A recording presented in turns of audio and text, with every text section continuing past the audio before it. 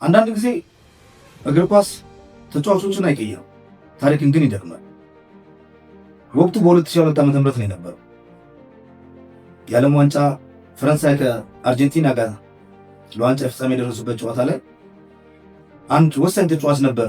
የፈረንሳይ ብሔራዊ ቡድን በኪሊያን ምባፔ ጥላ የተሸፈነ ስሙም አውሬሊዮ ቹዋሜኒ ይባላል።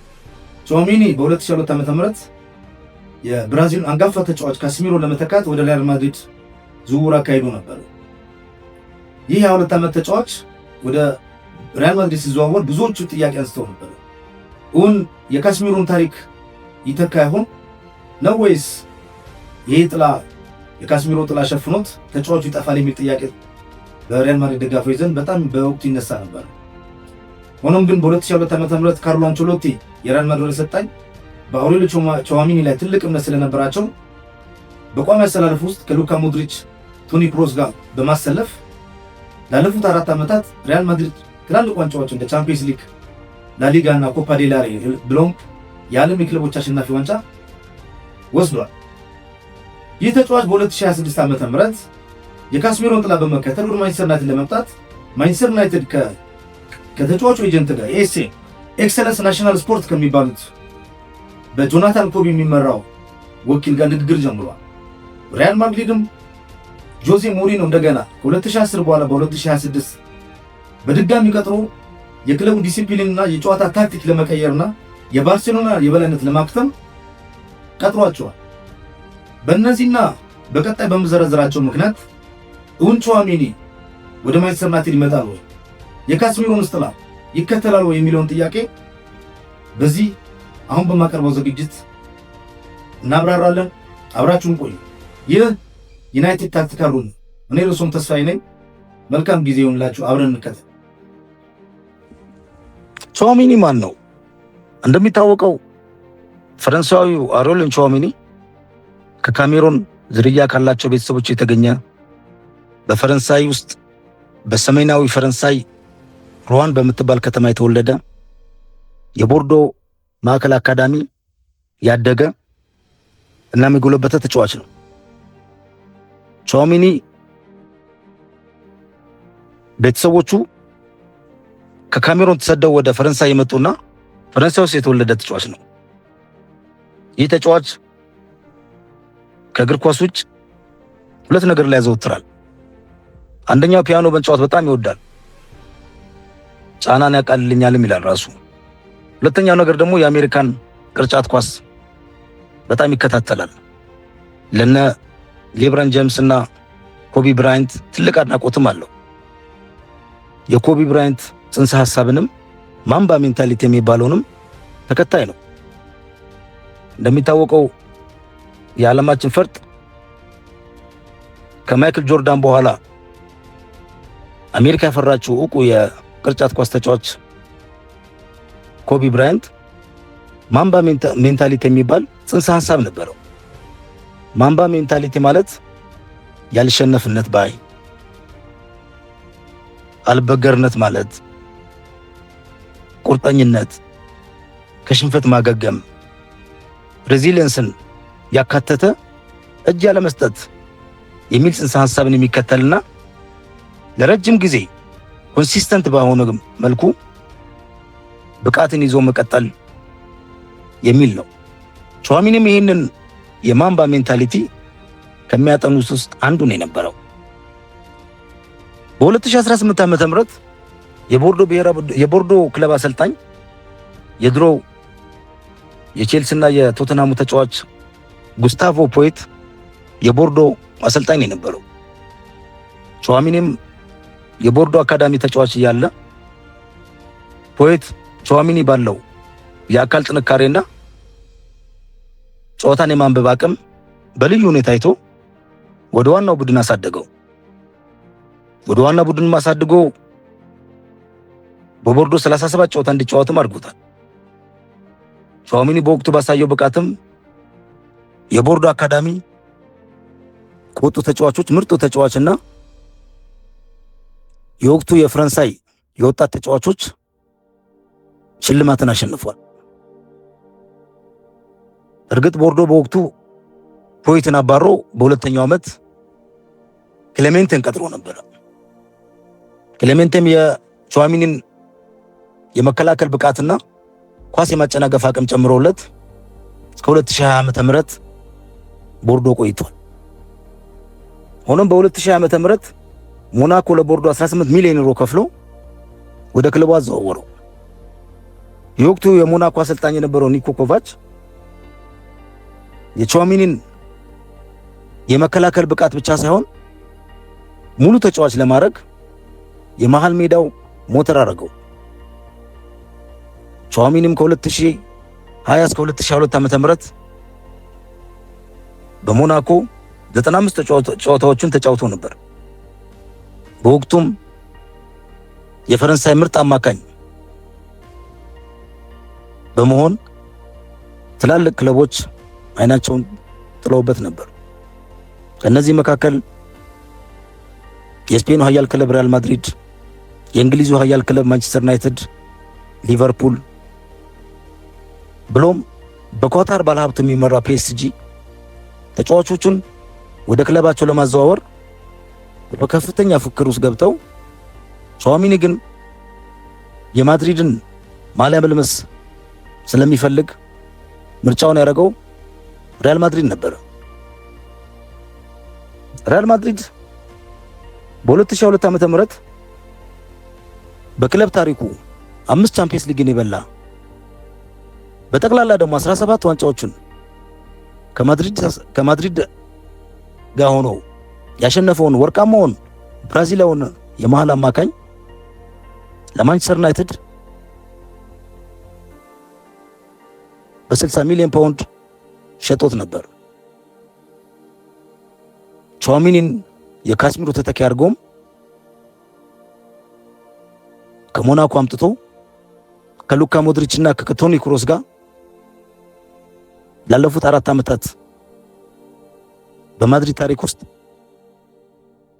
ትላልቅ ዋንጫዎችን ተጎናጽፏል።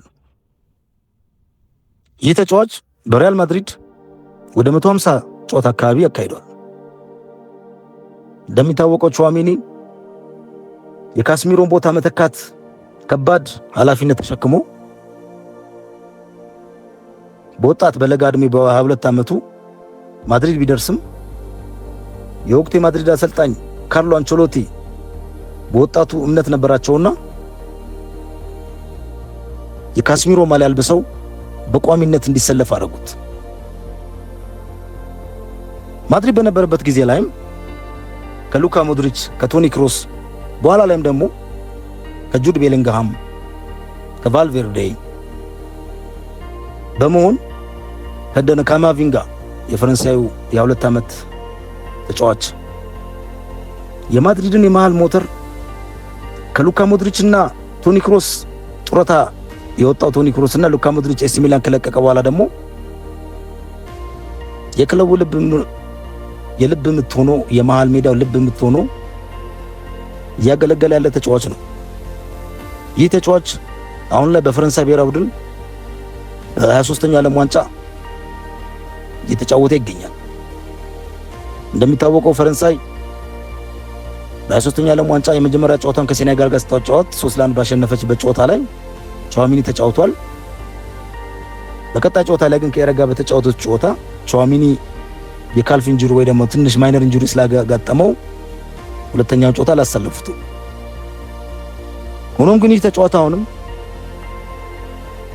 ሌላ የካስሚሮን ተተኪነት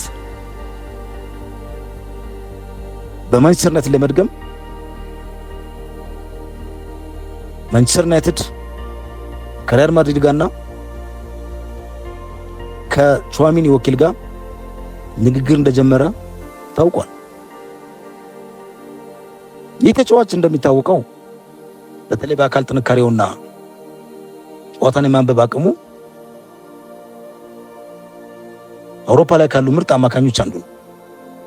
ፓስ አኩሬሲውም 93.7 ነው። ታክል የማድረግ አቅሙ ወደ 2.1 ፐር ጌም ታክል ያደርጋል። ማንቸስተር ዩናይትድም የዚህን ልጅ ብቃት ለመጠቀም ማድሪድ ውስጥ በተፈጠረው አጋጣሚ በር እያንኳኳ ይገኛል። ምንድነው ማድሪድ ውስጥ የተፈጠረው የሚለውን አብረን እናያለን። ሪያል ማድሪድን በማሸነፍ የ26 የላሊጋው አሸናፊ በመሆን ፍጻሜው አለቀ። ይህ የጨዋታ ፍጻሜ ግን ብዙ የማድሪድ ደጋፊዎችን ከማስከፋቱም አልፎ ለወቅቱ የማድሪድ ፕሬዝዳንት ፍሎሬንቲኖ ፔሬዝ የተቃውሞ ድምፅና የውርድልን ጥያቄ አስነስቷል። የዚህ ጥያቄ አንዱ ምክንያት የማድሪድ የዋንጫ እጦት እንዳለ ሆኖ የተጫዋቾች የዲሲፕሊን ችግር እየጎላ በመምጣቱ ፍሎሬንቲኖ ፔሬዝ ደግሞ በግል የሚያመጧቸው ተጫዋቾች ወይ ደግሞ ኢጎ ያላቸው ተጫዋቾች ክለቡን በመሙላታቸው እንደ ማስጠንቀቂያም ብሎም ግን ፍሎሬንቲኖ ፔሬዝ ጫና ሲበዛባቸው የፕሬዝዳንት ምርጫነትን ውድድር እንዲካሄድ እንዲጠሩ ተገደው ነበር።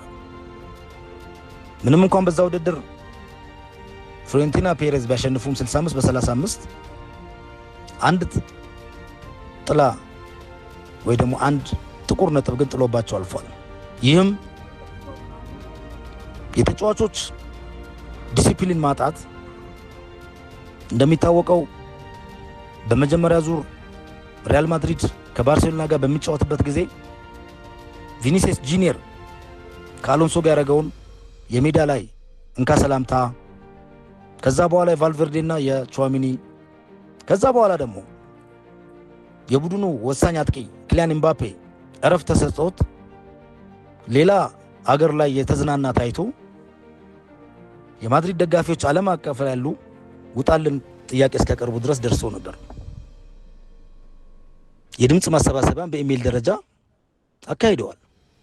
እነዚህ ነገሮች ሲደመሩ ሪያል ማድሪድ የመጨረሻ ላይ የወሰነው ውሳኔ ቁርጠኛና ቆፍጣና አሰልጣኝ መልበሻ ክፍሉን መቆጣጠር የሚችሉትን ጆዜ ሞሪኖን እንዲቀጥር አስገድዷቸዋል። ጆዜ ሞሪኖ ደግሞ የራሳቸውን ቡድን እንደ አዲስ መገንባትና አሁን ማሸነፍ የሚል አዲስ ተልዕኮ ይዘው ነው ወደ ማድሪድ የመጡት። ምክንያቱም ሪያል ማድሪድ አሁን ጊዜ የሚሰጣቸው ክለብ አይደለም። በዚህም የተነሳ የመሃል ክፍሉን አብዮት ለመገንባት ከሁለቱ አንዱን ለመምረጥ በውስጥ ምንጮች እንደተዘገበው ዘገባ ቫልቬርዴን ቅድሚያ ሰጥተውታል። የእሱም ምክንያት ቫልቬርዴ እንደሚታወቀው በተለያዩ ቦታዎች በመጫወት ይታወቃል። በመሃል አማካኝ ይጫወታል፣ በቀኝ ተከላካይ መጫወት ይችላል። ከዛም አልፎ ተርፎ ደግሞ በተደራቢ አጥቂ መጫወት የሚችል ተጫዋች ነው። ስለዚህ ከሁለቱ አማካኞች ቫልቬርዴ እንደመረጡ ዘገባዎች አመላክተዋል። ይህ ታሪክ ለማንቸስተር ዩናይትድ አሁን ላይ ጥሩ አጋጣሚ ሆኖ ተገኝቷል። እሱም ካስሚሮ ለመተካት ማድሪድ ላይ እንዳደረገው ሁሉ ማንቸስተር ላይ አሁንም የካስሚሮን ጥላ ተከትሎ ኃላፊነት ለመወጣት የእድል በር ከፍቷል። እርግጥ ቹዋሚኒ ከማድሪድ የመልቀቅ ፍላጎት የለውም። ከለቀቀ ግን ቅድሚያ የሚሰጠው ክለብ ማንቸስተር ዩናይትድ እንደሆነ ዘገባዎች አረጋግጠዋል። ዘገባዎች በሰሩት ጥናት መሰረትም ቹዋሚኒ 45% ማድሪድ የመቅረት 35% ዩናይትድ የመግባትና 20% ግን ሊቨርፑል ተፎካካሪ ሊሆን እንደሚችልም አመላክተዋል። ዋናው ጥያቄ ስንመጣ ማይክል ካሪክ ለምንድን ነው ቹዋሚኒን አጥብቆ የፈለገው የሚል ጥያቄ እናነሳለን። ማይክል ካሪክ ለሚገነባው ቡድን ውስጥ ቹዋሚኒ የተከላካይ ክፍሉ ተጋላጭ እንዳይሆን የአማካኝ ክፍሉ ደግሞ የበለጠ ወደፊት ሄዶ እንዲጠጋ እና እንዲያጠቃ እድል ይፈጥርለታል። የአየር ላይ ኳስ ብቃቱ 52% ነው። ይሄም አውሮፓ ውስጥ ካሉ የአየር የመሃል አማካኝ ተጫዋቾች ቀድሜ ያደርገዋል። ጨዋታን የማንበብ አቅሙም በጣም የተለየ ደረጃ ላይ ያለ ነው። ጥልቅ አማካኝ ሆኖ መጫወትም ይችላል። አንደኛ ካውንተር አታኮችን ኳስ ማጨናገፍ ይችላል። ታክል ይገባል። ግጭቶችን ያሸንፋል። ጨዋታን መቆጣጠርም ይችላል። ቅድም እንዳልኩት ቴምፖውን ማፍጠን ሲገባው ማቀዝቀዝ ሲገባው ያቀዘቅዛል። መፍጠን ሲገባው ያፈጥናል። የዚህ ትልቅ ችሎታ ባለቤት ስለሆነ በቁጥር 1 ደረጃ ማይክል ካሪክ ከሚፈልጋቸው የመሃል አማካኞች ውስጥ አንዱ ነው። ሌላው ከኮቢ ማይኑ ጋር የሚፈጥረው ጥምረት ነው። እንደሚታወቀው ኮቢ ማይኑ ቦክስ ቱ ቦክስ ወይ ደግሞ ከሳጥን ሳጥን መጫወት የሚችል ተጫዋች ነው።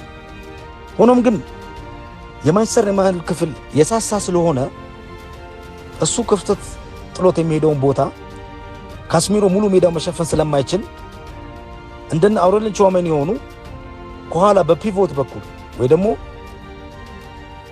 የሴንትራል ሚድፊልድ ዲፌንሱን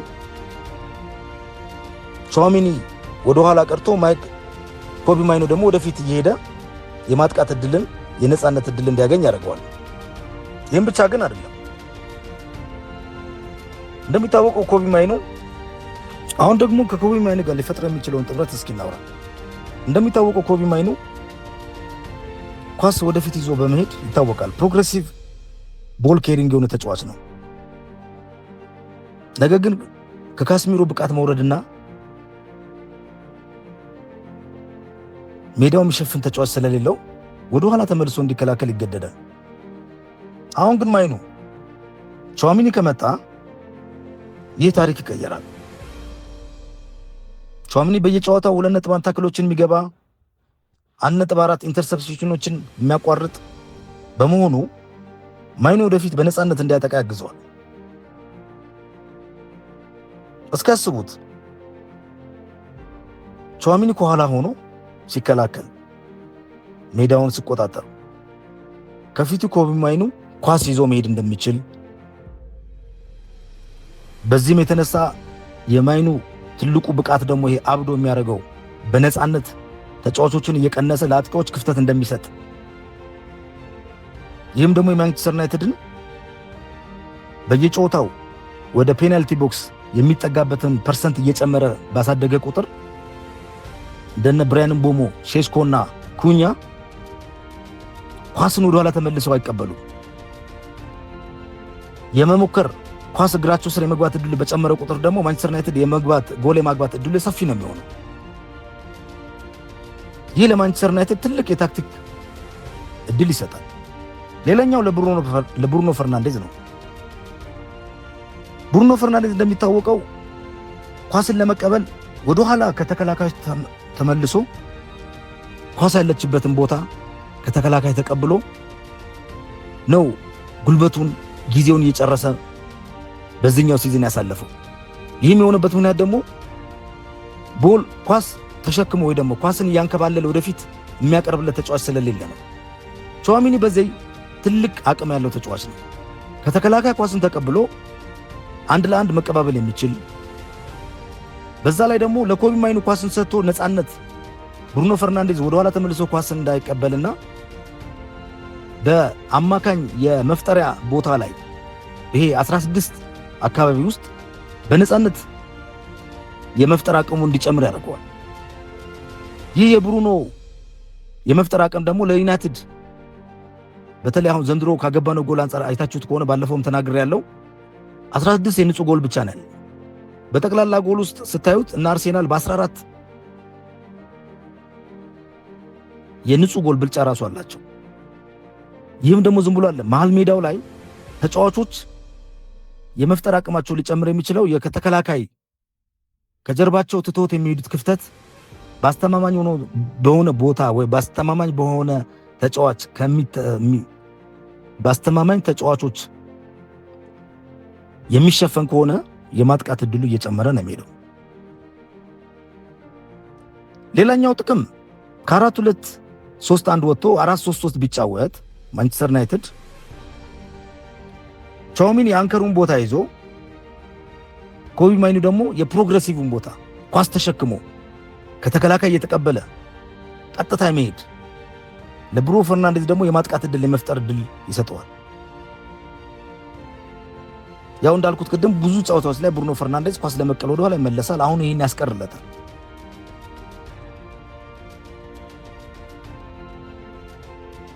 ኳስን ይቀበላል። ፕሬሸር ሲመጣ፣ ጫና ሲመጣ ጫናን መቋቋም ይችላል። ወደፊት ኳስ ማሰራጨት ይችላል። ብሩኖ ደግሞ በ10 ቁጥር ቦታ ላይ ሆኖ በማንቸስተር ዩናይትድ የክንፍ አጥቂዎችና የመሃል አጥቂ ላይ ወሳኝ የሆኑ ኳሶችን ማቀበል እድል ይሰጠዋል። ይህ ለማንቸስተር ዩናይትድ የሚሰጠው ጥቅም ቻምፒየንስ ሊግ ላይ ካለው ልምድ ብሎም ቀጣይ ማንቸስተር ዩናይትድ ለሚገነባው ትልቁ የዋንጫ ተፎካካሪ ቡድን ውስጥ ቀጥተኛ ሚና ይኖረዋል ቹዋሚኒ ማለት ነው። ይህ አስደናቂ የእግር ኳስ ታሪክ ይህ የካስሚሮን ጥላ እየተከተለ ያለው ተጫዋች እንደገና ካስሚሮን ተከትሎ ማንቸስተር ዩናይትድ ይገባል የሚል ጥያቄ አለ። ዋናው ጥያቄ ግን አንድ ነው። ቹዋሚኒ እውነት ወደ ማንቸስተር ዩናይትድ ይመጣል ወይ? ካሪክስ የዩናይትድ ባለስልጣናትን አሳምኖ ሪያል ማድሪድ የሚጠይቀውን ዋጋ እንዲከፍል ያደርጋል ወይ? ዩናይትድስ የቹዋሚኒን ደሞዝ የመክፈል አቅም፣ ምክንያቱም 250,000 ፓውንድ አካባቢ ነው በሳምንት የሚያገኘው። የዩናይትድ አዲሱ ስትራክቸር ነው እንደምታውቁት። ከ200,000 በላይ ለመክፈል ፍላጎትም የለውም። ደሞዝ ቅነሳ የሚል ፖሊሲ ነው ያለው። በተለይ ሰር ጂም ራትክሊፍ ወደ ማንቸስተር ከመጣ በኋላ ይሄም አንድ እንቅፋት ይሆናል። ግን ደግሞ ዋንጫ የሚበላ ቡድን ገነባለሁ ካለ እንደ ቹዋሚኒ አይነት ተጫዋቾች ብቻ ሳይሆኑ ሌላም የመሃል አማካይ እንደሚያስፈልገው ሁላችንም የምናውቀው እውነት ነው። ቹዋሚኒ ከመጣ ደግሞ ማንቸስተር ዩናይትድን ወደ አንድ ደረጃ ከፍ ያደርጋል። ካሪክ ለሚያመጣው ለሚያልመው የመሃል ሜዳ አብዮትም ደግሞ ራሱን የቻለ እድገት ይጨምራል።